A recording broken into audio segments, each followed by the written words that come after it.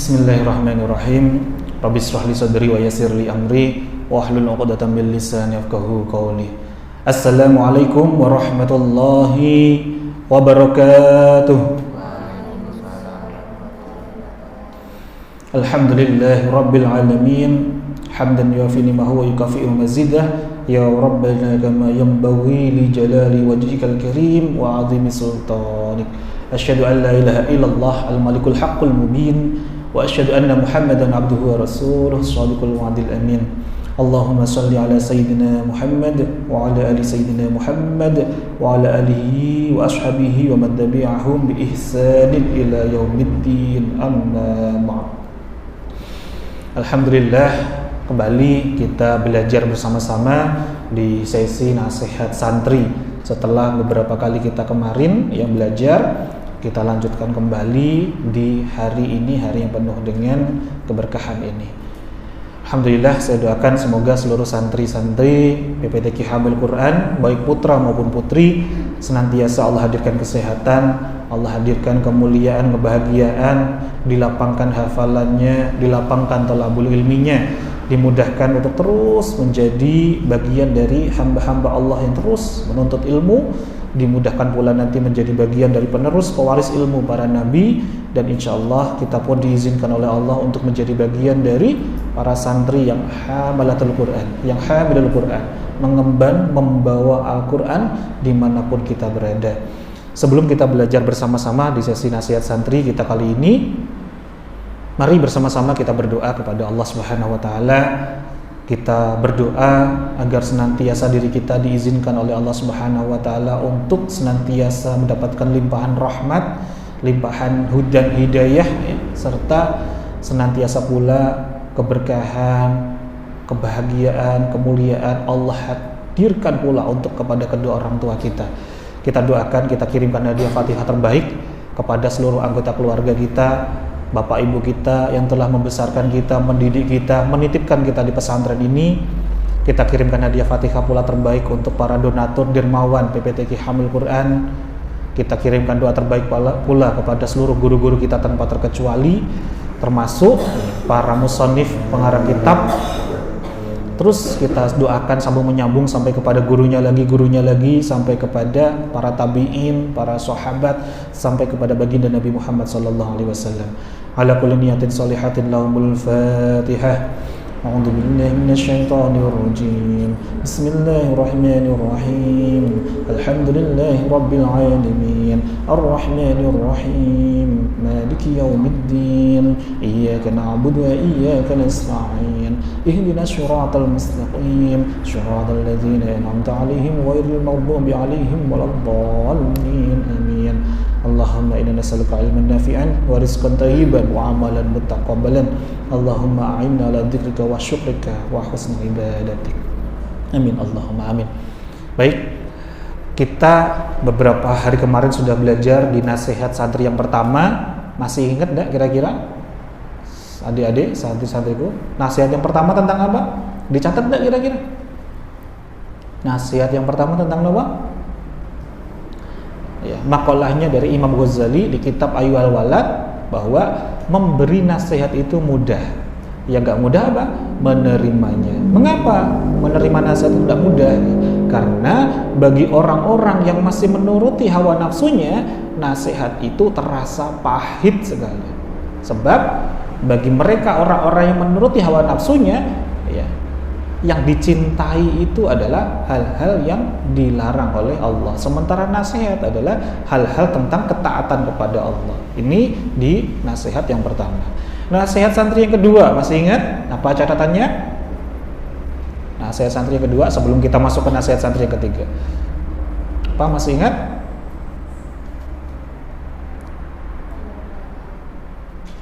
Apa? Tanda, ya, Allah itu apa? Tanda apa? Nah, betul sekali, Masya Allah. Tanda berpalingnya Allah dari seorang hamba. Apa itu? Jadi, tanda berpalingnya Allah dari seorang hamba adalah ketika seorang hamba itu disibukkan oleh segala perkara yang tidak memberikan manfaat. Ini kemarin nasihat yang kedua. Ini diambil dari kitab Ayyuhal Walad. Maka bismillah, hari ini kita masuk di nasihat santri yang ketiga. Kali ini kita ambilkan ya nasihat dari kitab Nasoihul Ibad. Nasoihul Ibad itu adalah kitab yang ditulis oleh Syekh Nawawi Al-Bantani. Siapa itu Syekh Nawawi Al-Bantani? Beliau adalah seorang masyayikh, seorang ulama asli dari Banten, kelahiran dari Banten, ya, tepatnya di desa Tirtayasa, Kabupaten Serang, ya, Provinsi Banten. Beliau lahir di tahun 1815 Masehi. 1815 Masehi. Nama asli beliau adalah Abu Abdul Muti Muhammad Nawawi bin Umar bin Arabi. Saya ulangi, nama asli beliau adalah Abu Abdul Muti Muhammad Nawawi bin Umar bin Arabi. Jadi beliau ini asli dari Banten. Beliau ya dididik dari masa kecil oleh ayahnya yang bernama Umar bin Arabi. Ya, jadi ayahnya adalah seorang kiai yang sangat masyhur, namanya adalah Kiai Umar. Beliau itu masih keturunan ke-12 dari Sunan Gunung Jati, atau yang paling masyhur dengan namanya Syekh Sultan Maulana Hasanuddin. Kalau Syekh Sultan Maulana Hasanuddin, ya, Sunan Gunung Jati, itu masih dzurriatnya Rasulullah. Artinya Syekh Nawawi Al-Bantani ini masih keturunan dari Rasulullah SAW. Beliau itu seorang ya as-sayyid, ya, seorang sayyid. Jadi masih para habaib, ya, Syekh Nawawi Al-Bantani. Meskipun beliau itu lahirnya 1815 Masehi, artinya masih ulama ke abad 20 kekinian, tapi beliau itu punya gelar banyak sekali. Salah satunya beliau itu diberi gelar sebagai ya Syekh Nawawi yang kedua. Jadi ada yang namanya Imam Nawawi, ada namanya Syekh Nawawi. Dua orang berbeda. Kalau Imam Nawawi itu juga termasuk periwayat hadis. Tapi ini Syekh Nawawi, ini penerus yang sangat luar biasa. Syekh Nawawi ini ketika besar lahir di pesantren ayahnya, dididik oleh ayahnya namanya tadi Umar ibnu Arabi atau Umar bin Arab di Serang, Banten. Beliau usia 15 tahun menuju ke Mekah Al-Mukarramah. Beliau mengaji, belajar langsung di Mekah Al-Mukarramah sejak usia 15 tahun. Dan ketika beliau berangkat ke Mekah, ada pesan dari ibundanya. Apa itu ibundanya berpesan? Ibundanya namanya adalah Zubaidah. Ya, beliau berpesan, wahai anakku, kudoakan, kurestui kepergianmu mengaji dengan syarat jangan pulang sebelum kelapa yang sengaja kutanam ini berbuah. Jadi ibunya itu ya, beliau kayak bernazar gitu. Nak, tak doakan kamu itu berangkat ngaji, berangkat mondok, ya langsung ngaji kepada para ulama-ulama terkenal di tanah Arab, ya. Jangan pulang. Jadi ibu gak ridho kamu pulang sebelum kelapa ini yang kupegang ini nanti ya kutanam ini berbuah. Masya Allah. Jadi kalau nanam pohon kelapa itu berbuahnya berapa tahun? Jadi untuk dia tumbuh sampai mulai berbuah pertama kali itu kurang lebihnya 6-8 tahun. Jadi belum boleh pulang kalau belum ada 6 atau 8 tahun. Nah, kita mondok di sini berapa tahun kira-kira mondoknya? Ya. Ada yang 3 tahun, ada yang mungkin yang dari SMP nanti sampai akhir berarti kurang lebihnya 6 tahun. Karena memang betul syarat untuk dapatkan keberkahan ilmu salah satunya apa? Sebagaimana yang dipelajari teman-temannya SMP itu, kitab yang Alala itu, ya. Kitab Alala itu kan nazamnya dari kitab Ta'limu Ta'lim. Ada 6 syarat dalam menuntut ilmu. Yang ke-6 apa? Yang sing suwe mangsani, ya. Yang apa? Masanya itu tidak instan dalam belajar menuntut ilmu itu. Masya Allah. Nah, Syekh Nawawi Al-Bantani ini semasa hidupnya beliau menulis kitab lebih dari 115 kitab, baik itu di bidang fikih, baik itu di bidang tasawuf, tafsir maupun hadis. Nah, salah satu kitabnya yang paling masyhur itu adalah ini yang kita pelajari di sini, yang kita ambil makalahnya, namanya kitab Nasoihul Ibad. Jadi nasihat-nasihat untuk para hamba yang ingin belajar menjadi hamba-hamba pilihan, hamba-hamba yang semakin dekat dengan Allah. Di dalam kitab Nasoihul Ibad ini ya berisi tentang 1055 nasihat yang di dalamnya bersumber dari Al-Quran, dari hadis, dan juga dari ucapan para sahabat maupun para tabi'in serta ulama salaf. Jadi ada 1055 nasihat. Nah, hari ini kita baru ambil satu makolahnya saja, satu nasihatnya saja dari kitab Nasaihul Ibad. Syekh Nawawi Al-Bantani itu sejak umur 15 tahun di Mekah Al-Mukarramah. Kemudian apa? Beliau itu di sana ya diangkat menjadi seorang mufti, sebagai ulama yang sangat masyhur, termasuk juga di tanah Hijaz. Dan juga beliau nanti di dalam satu riwayat perjalanan hidupnya, beliau menjadi salah satu imam besar Masjidil Haram. Jadi seorang ulama dari Indonesia yang beliau atas jasanya luar biasa, ya Masya Allah, karya-karya beliau, kitab-kitabnya itu dipelajari di hampir semua pelosok pesantren di seluruh ya dunia, Masya Allah. Baik, kita belajar bersama-sama. Kali ini masuk kita ambil satu makalah yang sangat luar biasa. Makalah yang pertama dari 1055 makalah ya nasihat dawuhnya di dalam kitab Nasaihul Ibad. Bismillahirrahmanirrahim. Qala al-musannifu rahimahullahu taala wa nafa'ana bihi wa bi ulumihi fid dharaini amin ya rabbal alamin. Ya. Makalah yang pertama beliau nukil ambil dari ya sabda Rasulullah sallallahu alaihi wasallam bahwa Nabi Muhammad sallallahu alaihi wasallam bersabda, khoslatani la syai'a afdalu minhuma.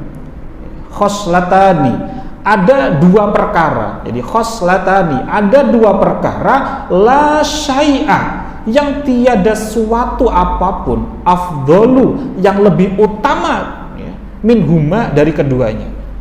Jadi Rasulullah SAW ngendikan, bersabda bahwa ada loh dua perkara, ya Masya Allah, dua perkara ini yang gak ada sesuatu pun yang lainnya yang bisa melebihi keutamaan dua perkara ini. Jadi apa ini?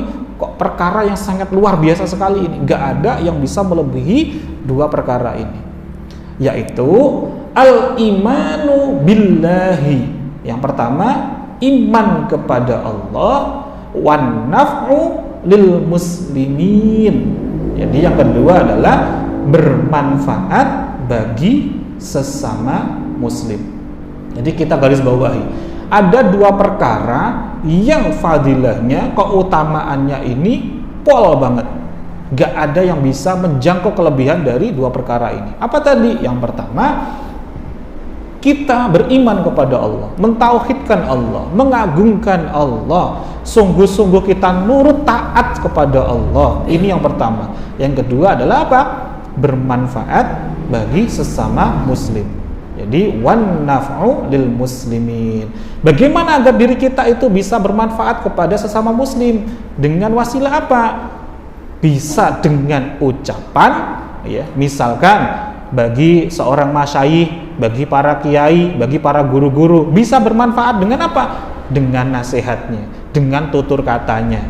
Bisa juga misalkan seorang santri yang dia diberi amanah menjadi ketua santri, menjadi ketua kamar, menjadi koordinator, dia bisa bermanfaat dengan jalan apa? Kekuasaannya, dengan jabatannya itu. Mumpung saya masih jabat ini, maka saya akan punya kebijakan yang bisa memberikan manfaat kepada sesama yang lain. Ini Masya Allah, keutamanya luar biasa. Jadi bermanfaat sama muslim itu bisa juga dengan ucapan, bisa dengan kekuasaan. Yang ketiga, bisa dengan harta benda. Jadi bagi yang kategorinya mampu, nanti misalkan ketika kita di masyarakat, kok kita punya ya rezeki yang berlebih, kita bisa membantu, memanjangkan tangan kita dengan apa? Dengan memberikan sumbangsi lewat wasilah harta-harta kita untuk semakin bermanfaat kepada sesama muslim, sesama saudara-saudara, sesama muslim kita. Ada langkah yang keempat untuk lebih bermanfaat lagi, yakni dengan cara apa? Dengan membantu dengan tenaga kita. Jadi kalau kita nggak punya nasihat yang bisa istilahnya apa? Melembutkan hati orang lain mau bergerak gitu ya, nggak bisa memotivasi orang lain untuk mau beramal solih, nggak bisa memberikan nasihat, nggak bisa juga memberikan dengan tenaga harta benda, nggak bisa membantu dengan cara kekuasaan, nggak punya kita kekuasaan, masih bisa dengan fisik kita, dengan tenaga kita, dengan tangan kita. Maka ini Masya Allah fadilahnya sangat luar biasa. Maka ini juga bisa kita implementasikan selama kita masih belajar menjadi santri. Salah satunya apa? Yuk, mulailah kita membantu sesama muslim kita. Mulai dari apa? Mulai dari bangun tidur, atau mulai dari sebelum tidur ya. Contohnya, misalkan mulai bangun tidur, ya. Kita bantu saudara sesama muslim kita, sesama santri kita untuk apa? Diajak bangun di sepertiga malam bareng-bareng, dibangunin. Jadi kita bantuin para asatid untuk apa? Bantuin sesama santri kita untuk bangun. Yuk kita tahajud bareng, kita mujahadah bareng-bareng. Dimulai dari mana lagi? Ya, mulai bantu misalkan ya, menyiapkan sendalnya ditata dengan rapi, bukan hanya untuk diri kita, untuk para tamu-tamu, untuk para asatid dibantu dari hal-hal yang sangat sederhana. Itu fadilahnya Masya Allah luar biasa sekali. Dan dua perkara ini saling terkait satu sama lain ya. Jadi termasuk ya, wan nafulil muslimin ini adalah amal solih. Jadi iman itu nomor satu, yang kedua iman itu juga harus dibuktikan dengan cara apa? Amal solih. Keberadaan kita itu memberikan manfaat untuk orang-orang di sekitar kita, bukan malah sebaliknya. Jadi mulai apa? Bantuin temennya nyari kitab tidak ketemu, dibantuin dicariin. Ayo kita cari bareng-bareng ya, disiapin ya, Masya Allah. Apalagi kalau yang ya di santri mungkin kasurnya ada yang tingkat dan lain sebagainya. Nah ini pentingnya ya, untuk saling bantuin. Siapa nanti kalau ada yang dilihat kok kasurnya ada yang belum rapi gitu ya, dibantuin, dirapiin. Ya ini bagian dari apa? Membantu ya sesama muslim, sesama saudara kita. Dimulai dari dini. Kalau di pondok sudah terbiasa, terlatih, maka nanti di masyarakat ketika kita nanti sudah pulang ke rumah akan lebih bermanfaat. Karena berbuat manfaat itu candu. Ketika kita sudah dilembutkan hati kita oleh Allah, cirinya apa? Hati kita lembut. Kita diberikan, ditanamkan oleh Allah rasa ingin terus untuk mengulang kebaikan lagi. Itu tanda bahwa Allah lembutkan hati kita. Ketika kita berbuat baik kok ada rasa plong, enak banget, nyaman banget, inilah tanda bahwa Allah sedang lembutkan hati kita. Maka perjuangkan itu. Tapi kok kita itu berbuat baik kok kayak biasa-biasa saja, hambar saja, inilah tanda kerasnya hati kita. Maka kita harus kejar untuk apa? Amalan-amalan untuk melembutkan hati kita. Ya Masya Allah. Karena sejatinya bermanfaat itu nikmat. Nah baik, kita lanjutkan lagi ya, di dalam kitab Nashihul Ibad dilanjutkan dari makalah ini. Ini masih bagian dari yang pertama ya, kategori makalah yang pertama.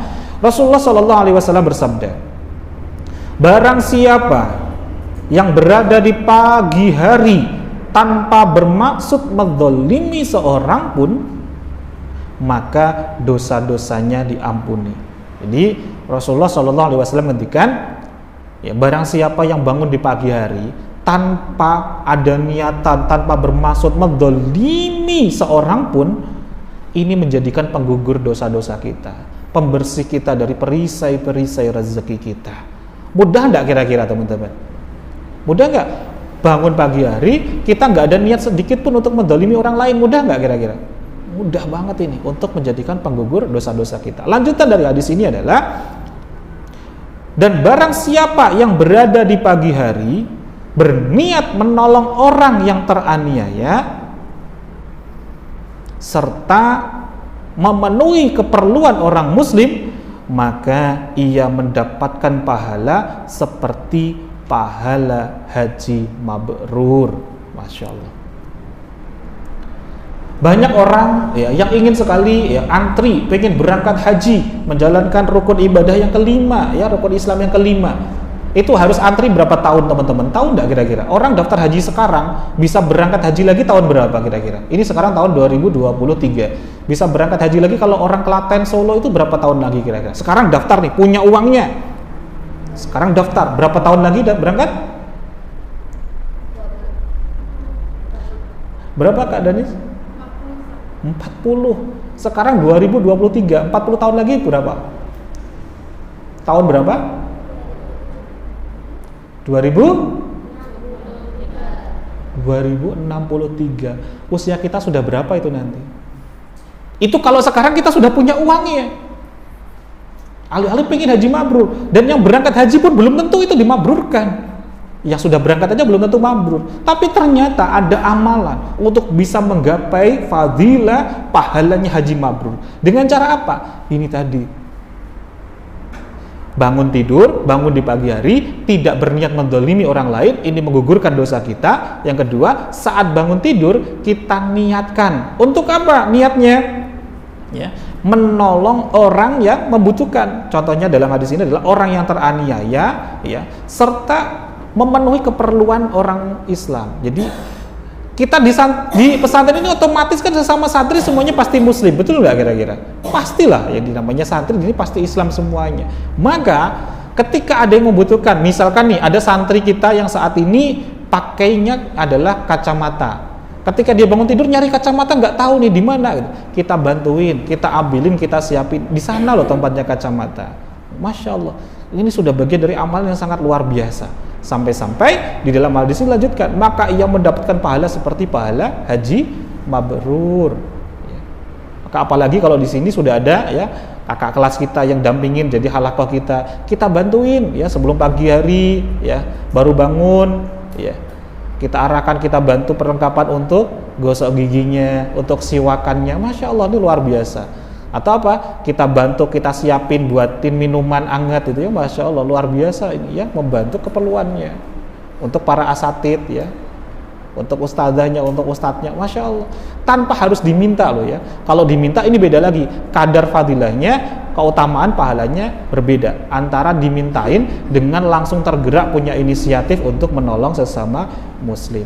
Jadi kalau ada tamu ya, kita muliakan mereka, kita bantu. Dari mulai pagi hari kita sudah punya niatan yang baik itu. Masya Allah, pahalanya luar biasa sekali.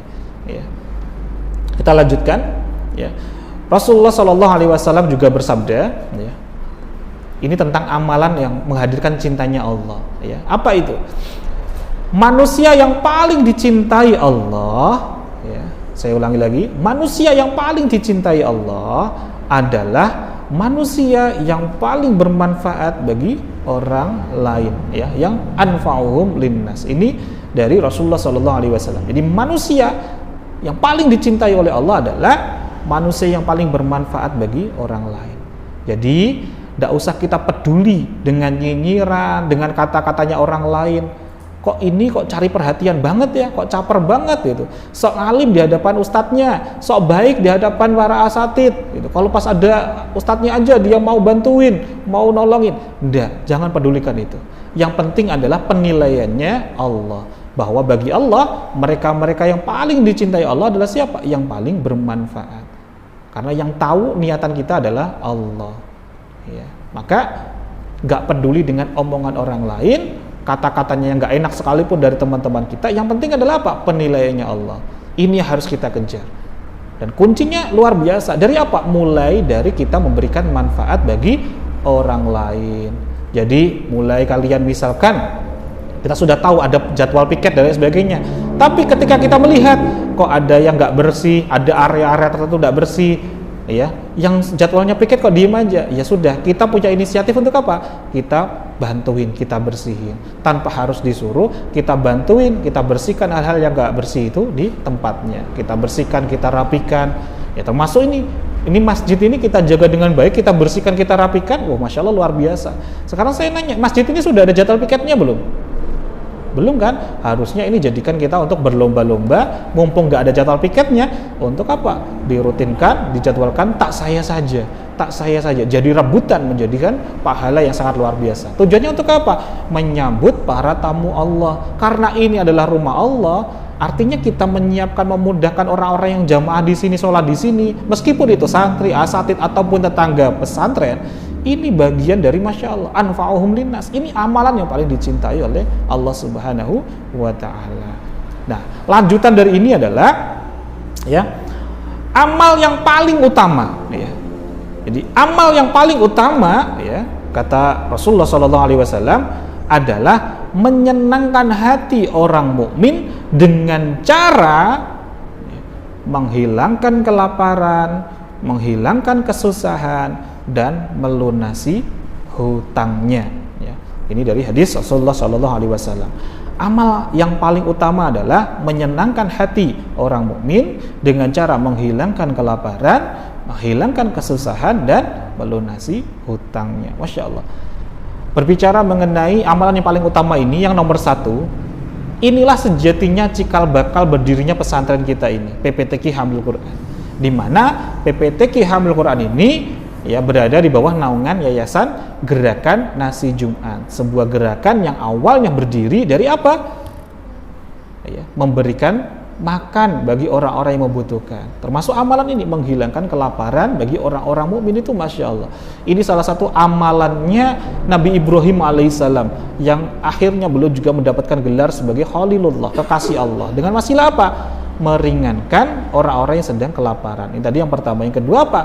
Dengan cara apa? Menghilangkan kesusahan. Jadi kalau ada temennya lagi sedih, ya jangan kita hanya sekedar udah biarin aja nanti juga reda sendiri. Enggak, kita harus peduli, kita harus tahu apa ya yang sekiranya bisa kita bantu untuk mengurangi kesusahan sesama ya saudara muslim kita, sesama santri kita di Hablul Quran ini. Dan hutang ini bentuknya macam-macam ya, bukan hanya hutang tentang finansial saja.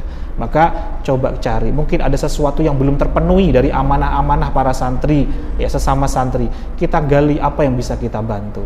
Selama itu kita bisa, yuk bareng-bareng kita menjadi bagian dari hamba-hamba Allah yang senantiasa mendapatkan pahala yang paling utama dan juga mendapatkan cintanya Allah. Nah, berikutnya ya di dalam kitab ini disebutkan ada tapinya. Kalau tadi kan yang bagus-bagus semuanya, ada tapinya berikutnya. Ya, maksudnya apa? Ya. Wa khoslatani la syai'a akhbathu minhuma. Ya. Wa khoslatani, dan ada dua perkara. Ya. Kalau tadi kan ada dua perkara yang menjadikan itu amalan paling utama dari semua amalan itu kan. Maka yang di sini ya wa khoslatani, ada pula dua perkara la syai'a, yang tiada suatu apapun akhbathu, yang lebih keji, yang lebih tercela minhuma, dari keduanya. Kalau tadi kan sebaik-baiknya amalan ya, dua amalan yang paling utama, kalau ini adalah dua perkara yang paling gak baik dibandingkan dengan yang lainnya. Gak ada yang lebih gak baik lagi. Apa itu? Asyirku billahi. Yang pertama adalah menyekutukan Allah.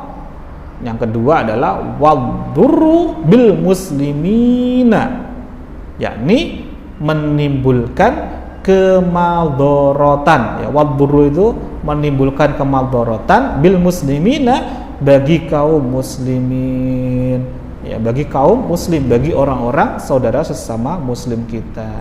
Jadi mungkin kita awalnya bercanda ya, buat temennya biar takut, biar temennya ya kita prank dan lain sebagainya. Ternyata itu menimbulkan kemadharatan yang sangat dahsyat sekali. Apa? Itu termasuk amalan yang paling ya keji, masya Allah. Jadi hati-hati sekali teman-teman. Kalau sampai kehadiran kita kok menjadikan sakit hatinya orang lain, itu dahsyat sekali. Ya. Jadi terhadap pribadi-pribadi kaum muslimin, ataupun juga ternyata ketika ada hal-hal yang menjadikan kehadiran kita kok membuat orang lain tuh nggak tenang, nggak nyaman, itu juga termasuk bagian apa? Wadurru bil muslimin. Kita itu termasuk hamba-hamba yang menimbulkan kemadharatan atas kehadiran kita. Jadi ketika kalian udah mulai menjadi santri di sini, ya maka yuk mulai terapkan, praktekkan bukan hanya di sini, tapi nanti juga di rumah. Bagaimana sikap kita kepada orang tua, sikap kita kepada sesama muslim kita, tetangga kita, sanak saudara, kerabat kita. Kita harus senantiasa pula hadirnya kita memberikan kemanfaatan, bukan justru kemadharatan. Jadi ciri-cirinya apa? Mulai apa? Kalian di sini saja, kalau sama sendalnya asatidahnya aja ditata dengan baik. Tapi kok dengan orang tua malah enggak? Nah itu kebangetan. Kalau sama ustadznya saja sudah iya, maka sama orang tuanya pun juga harusnya juga lebih memuliakan lagi. Maka jangan hanya karena terpaksa di PPTQ Hablul Quran saja, tapi yuk kita juga amalkan di kedua orang tua kita. Kalau ketemu gurunya saja salimnya luar biasa, sungkem, dicium tangannya, tapi kok sama orang tuanya malah biasa saja, itu kebangetan. Ya. Maka yuk, bukan hanya sekedar ilmu ini difahami, dipelajari dan dicatat, tapi yang paling utama adalah diamalkan. Nah, kita lanjutkan lagi pembahasannya masih di makalah 1 ya. Sebab ya segala perintah Allah itu memiliki dua tujuan utama. Jadi ternyata ya di dalam nasihat ini adalah dua tujuan utama perintah Allah.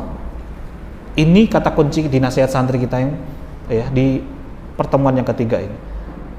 Segala perintah Allah itu ternyata memiliki dua tujuan utama. Apa itu dua tujuan utama perintah Allah itu? Ya.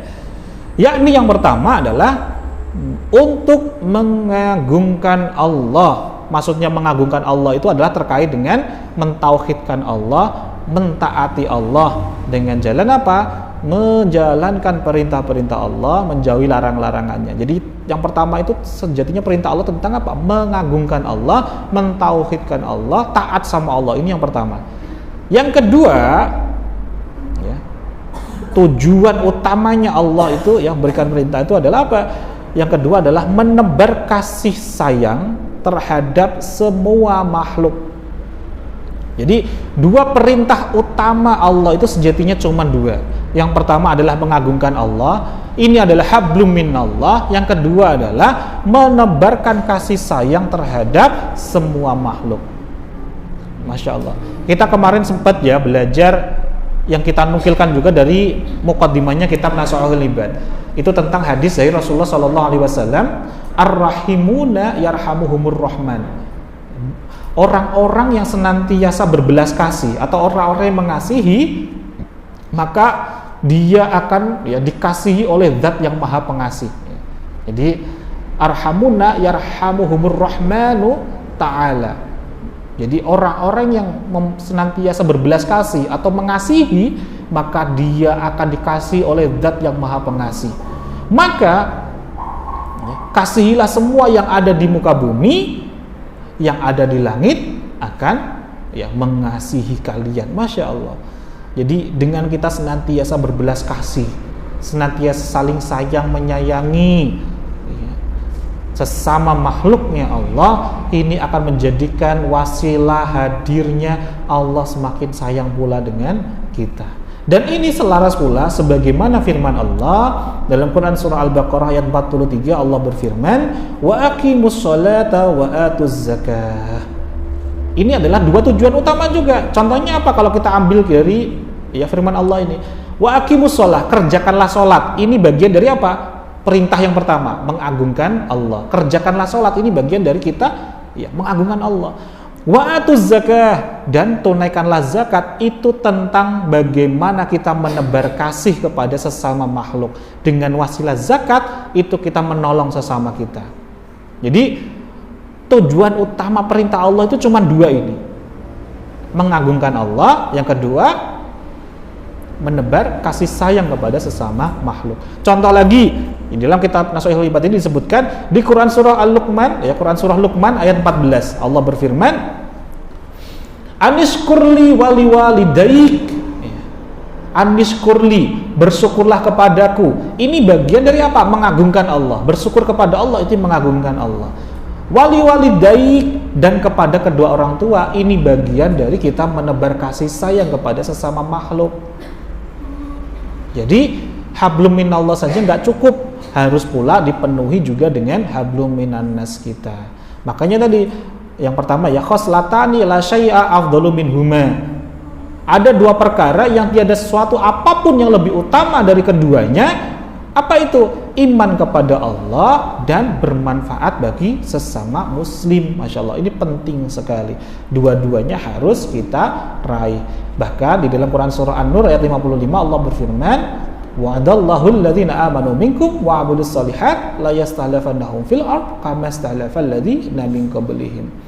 Dan ya, Allah telah berjanji bagi orang-orang yang beriman dan beramal solih. Jadi janjinya kepada orang-orang yang perbaiki hablum minallahnya dan juga hablum minannasnya. Apa janjinya? Sungguh mereka akan berjaya, berkuasa di muka bumi sebagaimana orang-orang berjaya dan berkuasa sebelum mereka atau sebelum kalian. Artinya Allah akan muliakan, Allah akan bahagiakan kita baik di dunia maupun di akhirat kita selama kita berpegang kepada iman ini dan juga diimplementasikan dengan amal-amal soleh kita.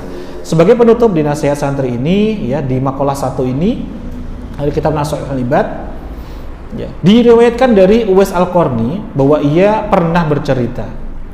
Jadi ketika Uwais Al-Qarni ini dalam satu safarnya, dalam satu perjalanannya, dia itu senantiasa mengambil pelajaran, mengambil hikmah, senantiasa bertafakur, bertadzakur dan bertadabur. Setiap kali kejadian beliau merasa bahwa ini tidak ada yang kebetulan, semua pasti ada fadilahnya. Nah, ketika dia itu sedang safar, dia itu berjumpa dengan seorang rahib, Seorang rohib itu kalau di zaman sekarang itu ibaratnya apa ya? Kayak pendeta, kayak seorang guru ulamanya kaum Yahudi gitu ya. Ketika bertemu seorang rohib sekalipun, dia itu ingin mencari apa ya pelajaran yang akan Allah hadirkan kepada saya. Jadi ketika dia bertemu dengan seorang rohib, Uwais Al-Qarni bertanya, "Ya rohib, apa derajat pertama yang harus dimiliki oleh seorang murid?" Dia nanya. Kalau ada seorang murid itu ya ingin dinaikkan derajatnya oleh Allah, apa sih yang pertama harus dilakukan?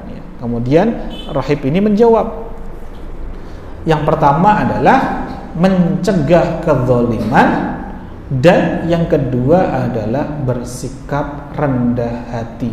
Jadi syaratnya seorang murid itu agar diangkat derajatnya adalah yang pertama mencegah kezaliman, dan yang kedua adalah berendah hati. Mengapa? Kok mencegah kezaliman itu menjadi wasilah kita diangkat menjadi derajat kita menjadi seorang murid itu lebih ya, dinaikkan lagi derajat kita. Karena pahala apapun, suatu amalan apapun itu tidak akan sampai kepada Allah manakala masih ada kezaliman dalam diri kita. Masya Allah, ini bisa jadikan pelajaran yang sangat luar biasa. Jadi amal-amal baik kita itu tidak akan diangkat, tidak akan sampai diterima oleh Allah manakala diri kita ternyata masih ada secuil kezaliman dalam diri kita. Maka ini sejatinya sangat ya selaras sekali dengan adanya riwayat yang ditulis oleh Imam Bukhari dalam kitab Adabul Mufrad, bahwa Rasulullah Shallallahu Alaihi Wasallam itu didatangi oleh para sahabat, ditanya, "Ya Rasulullah, bagaimana jika ada seorang fulanah yang ia itu ahli ibadah, dia itu rajin sholat malam, rajin bersedekah, rajin puasa, tapi dia kerap kali dengan sebab lisannya menyakiti hati tetangganya. Apa jawabnya Rasulullah? Ahli nar. Sesungguhnya tidak ada amalan sedikit pun bagi dirinya." Artinya amal yang baik sekalipun, banyaknya amal ibadah kita, kalau masih ada kehadiran kita itu menjadikan ya orang-orang terdolimi karena keberadaan kita, semua amal tadi tidak akan diterima oleh Allah. Lalu dalam lanjutan riwayat tadi, dalam ya kitab Adabul Mufrad tadi, kemudian ada sahabat lain yang bertanya lagi, "Ya Rasulullah, bagaimana jika ada seorang fulanah, seorang perempuan, seorang wanita yang ia itu ibadahnya biasa-biasa saja, bahkan dia hanya sedekah dengan sepotong keju." Tahu keju ya? Jadi sudah fermentasinya susu, bukan susu lagi yang diberikan, hanya keju, hanya secuil saja, sepotong saja, tapi dia tidak pernah lisannya itu mendolimi tetangganya. Apa jawabnya Rasul?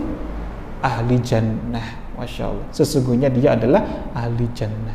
Maka terkait dengan kehadiran kita ini, jangan sampai menjadikan sakit hatinya orang lain ya. Jadikanlah kehadiran kita termasuk bagian dari dua perkara yang paling utama tadi. Selain iman kepada Allah, ini terus kita perjuangkan, maka kehadiran fisik kita, jasad kita, kehadirannya harus memberikan manfaat kepada orang-orang di sekitar kita.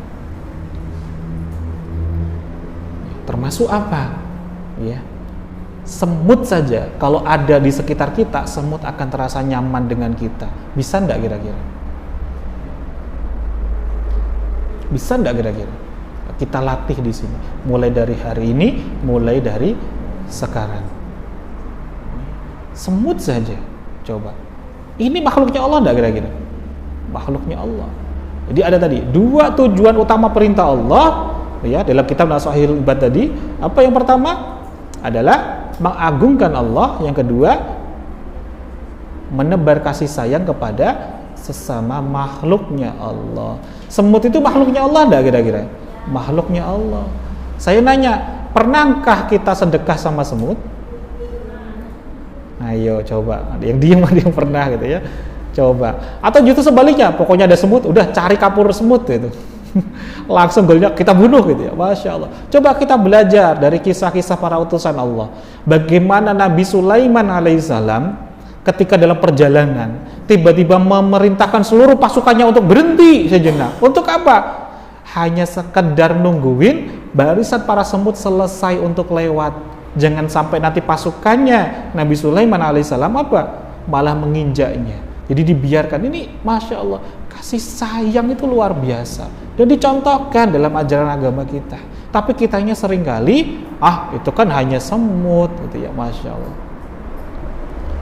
Kalau semut saja kita perhatian, apalagi kepada sesama manusia, kita akan lebih menebar kasih sayang. Kita muliakan, kita bahagiakan. Apalagi yang sudah SMA, sudah belajar kemarin ilmu merawat terumbu karang. Bagaimana kita memuliakan, membahagiakan orang lain. Kalau sampai di dalam Quran surah Muhammad ayat 22 sampai dengan 23, nanti sahabat-sahabat boleh ngecek ya, teman-teman boleh ngecek. Bagi siapa saja yang diberi kekuasaan oleh Allah, tapi kemudian justru dia gunakan untuk memutus apa-apa yang harusnya disambung oleh Allah, termasuk di sini adalah memutus tali silaturahmi ya. Di situ di ayat tersebut disebutkan mereka itulah orang-orang dilaknat oleh Allah. Kenapa? Padahal karena hanya sekedar dia tidak memuliakan, membahagiakan makhluknya Allah. Turunlah laknatnya Allah. Di dalam makalahnya di kitab Nashaikhul Ibad di Muqaddimah ya, itu kisahnya tentang, masih ingat kemarin kisahnya Imam Ghazali, beliau mimpi bisa diizinkan, bisa berjumpa, menghadap kepada Allah, ternyata bukan karena banyaknya amal, tapi karena apa? Dia memberikan kasih sayangnya, memberikan hak seekor lalat untuk meminum tinta yang dia gunakan untuk menulis kitab. Ketika beliau ditanya, ketika kamu menghadap kepadaku, apa saja yang kamu persembahkan untukku? Ya, katanya Allah, firmannya Allah. Kemudian Imam Ghazali menyebutkan, saya sholat ya Allah, saya menulis kitab ya Allah, saya ngajar, saya mengabdi untuk seluruh jiwa saya, batinia saya, dohir batin saya untuk di jalan Allah. Jawabnya Allah apa? Bukan itu yang menjadikan engkau bisa di hadapanku. Tapi ternyata karena apa? Karena pernah ketika kamu itu menulis kitab, karena kasih sayangmu kepada seekor lalat, kamu biarkan lalat yang sedang kehausan minum tinta yang ada di hadapanmu. Dengan wasilah itulah aku izinkan untuk berjumpa denganku. Masya Allah. Dengan menebar kasih sayang. Kita nggak pernah tahu. Bisa jadi kalau Imam Ghazali dari lalat, kita bisa dari semut. Bisa jadi apa? Ketika ada tamu datang ke PPTQ Hamil Quran, kita sambut, selamat datang, kita muliakan, kita persilakan duduk, kita buatkan minuman, kita tata sendalnya. Masya Allah. Coba bayangin, yang mempersilahkan lalat saja dapatnya keutamanya luar biasa. Apalagi yang lebih dari itu. Dengan catatan ketika kita menjalankannya benar-benar lillahi ta'ala, bukan hanya sekedar pamrih semata. Wallahu a'lam bishawab. Semoga yang sedikit ini bisa memberikan manfaat untuk kita dan semakin menjadikan diri kita seorang santri yang sebenar-benarnya santri, para penuntut ilmu, pencari ilmu sampai mati, sampai akhir hayat kita. Karena belajar itu bukan hanya di pesantren, belajar itu bisa kapanpun, dimanapun, sepanjang akhir hayat kita ya. Baik, alhamdulillah, semoga apa yang kita pelajari hari ini bisa bermanfaat. Allah senantiasa lembutkan hati kita, diri kita semakin terjaga dan dijaga oleh Allah Subhanahu wa taala. Dan orang tua kita yang menitipkan kita, mengarahkan kita di pesantren ini, semoga Allah senantiasa hadirkan pertolongannya, dimudahkan, dilancarkan seluruh aktivitasnya. Mungkin ada yang saat ini orang tuanya sudah dipanggil oleh Allah, semoga Allah lapangkan kuburnya, Allah lapangkan, Allah terangi kuburnya, Allah mudahkan nantinya pula saat di hari penghisapan, Allah lipat gandakan seluruh amal-amal solihnya. Barakallahu fikum. Kita berdoa bersama-sama. Allahumma arinal haqqa haqqa warzuqna tiba'ah, wa arinal batila batila warzuqna tinabah. Subhanakallahumma wa bihamdika asyhadu an la ilaha illa anta astaghfiruka wa atubu ilaik. Terima kasih semuanya. Wassalamualaikum warahmatullahi wabarakatuh.